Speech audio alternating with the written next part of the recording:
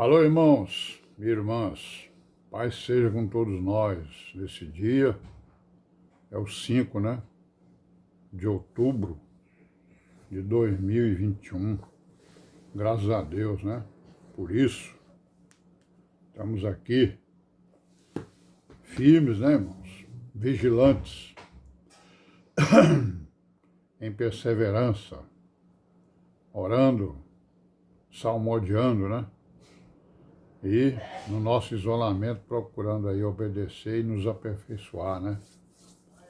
Nessa palavra, né, irmãos?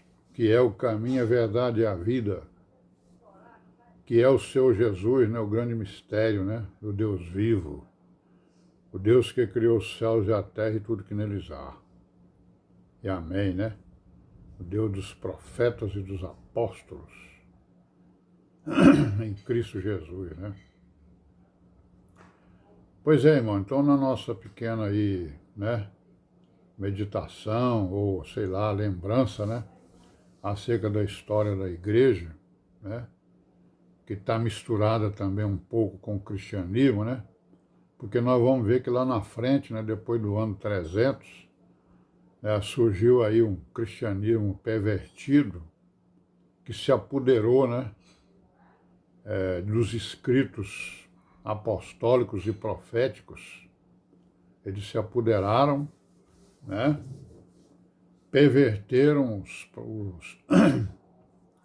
perverteram os escritos, né, e se colocou no lugar da igreja, né,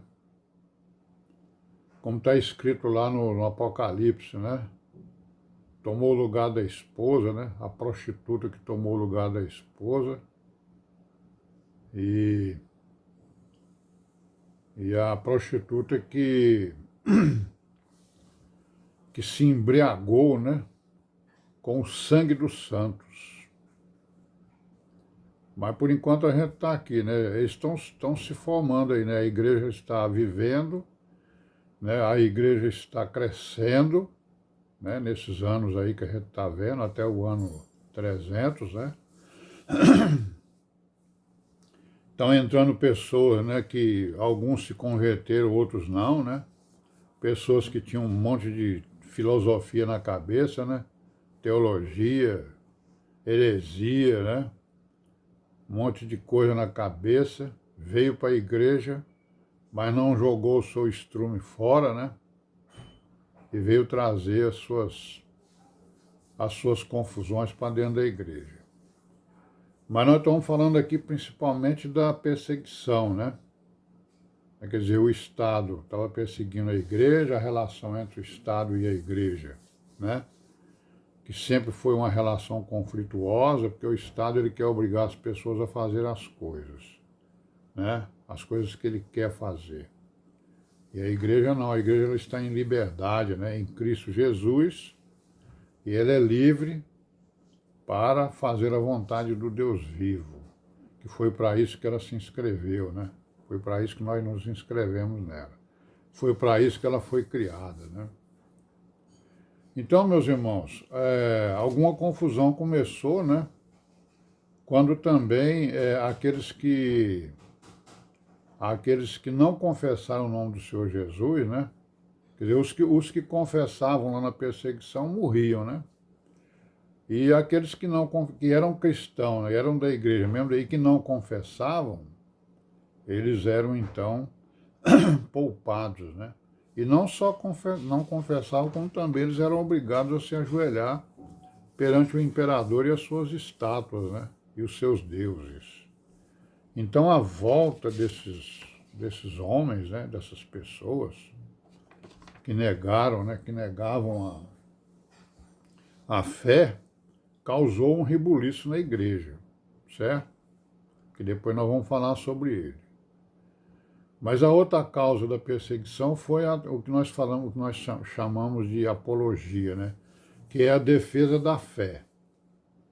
Apologia é uma palavra que veio do grego, tal, que significa defesa de, ou por palavra ou por escrito, né? De alguma coisa. No caso aqui, apologia da igreja, apologia da doutrina apostólica. Então surgiram homens dentro da igreja também mulheres, né? A gente tem testemunho de homens.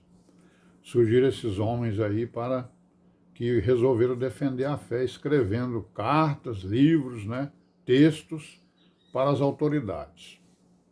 Então, o objetivo deles era esse aí, convencer as elites e as autoridades, os governos, né? De que os cristãos não eram criminosos, não é isso? E que nada faziam para serem perseguidos da forma como estavam sendo perseguidos, né? Então esses homens, esses cristãos defensores da fé, eles refutaram, né, todas as acusações que eram feitas contra a igreja, contra os cristãos. Acusação de ateísmo, né? Eles são ateus, né? Porque eles não querem obedecer aos nossos deuses, não querem homenagear os nossos deuses, né? Eles são canibais, é o canibalismo, porque eles comem o corpo e o sangue de Jesus Cristo, né? Eles comem criancinhas, né? Eram essas as acusações que tinham contra os cristãos. O incesto, né? É isso? O incesto é o quê? A relação entre familiares, né? Entre pai com filhas, né? Mãe com filhos e coisa desse tipo. Eles eram acusados também de preguiça, né? De práticas antissociais, porque eles viviam isolados do mundo, né? Então essas acusações eram atribuídas aos cristãos por quem? Pelos escritores da época, os inteligentes lá da época, né? Os sabidos, e o povo absorvia essas coisas, né? O povo também fazia essas acusações.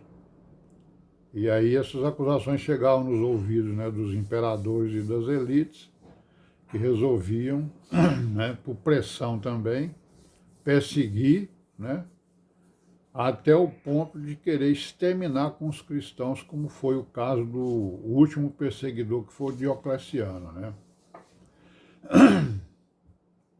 Então esses apologistas, o que eles faziam? O que eles fizeram, né?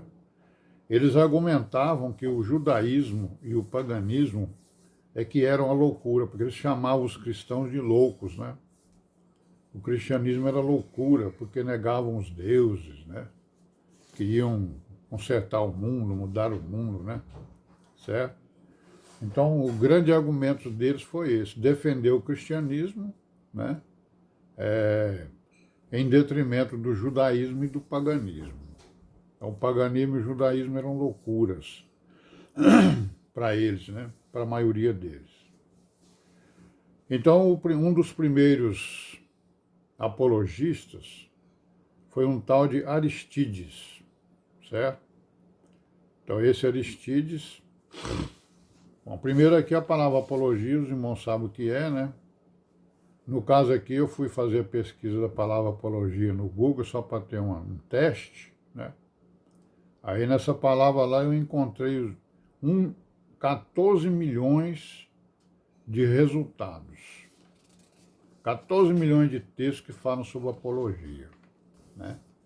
As mais variadas possíveis, porque tem apologia, né, da igreja, tem apologia de não sei do que, da guerra, enfim, a defesa de muitas coisas, né? Então, no caso nosso aqui, a apologia, né, da igreja é a defesa e a justificativa, né? Ou então o elogio de alguma coisa, né? Então, no caso aqui, o elogio da doutrina e a condenação do paganismo e também do judaísmo que queria se impor, né? Dentro da igreja. Então, digamos assim, o primeiro documento que surgiu, um dos primeiros documentos que surgiram, não, Aristides não foi o primeiro, não. Parece que ele foi o primeiro. Mas o primeiro documento que apareceu como, né, como apologia da doutrina apostólica, como apologia da igreja, foi um documento que se chama Carta a Diogneto. Carta a Diogneto, né? Essa carta, o autor dele, né, não foi definido ainda, mas tudo leva a crer que foi um cristão chamado Quadrado, né, certo? E o Quadrado, ele nos escritos dele, diz que conheceu os apóstolos, alguns apóstolos. Bom, irmão, vamos parar por aqui hoje, né? Amanhã nós continuaremos, se Deus quiser.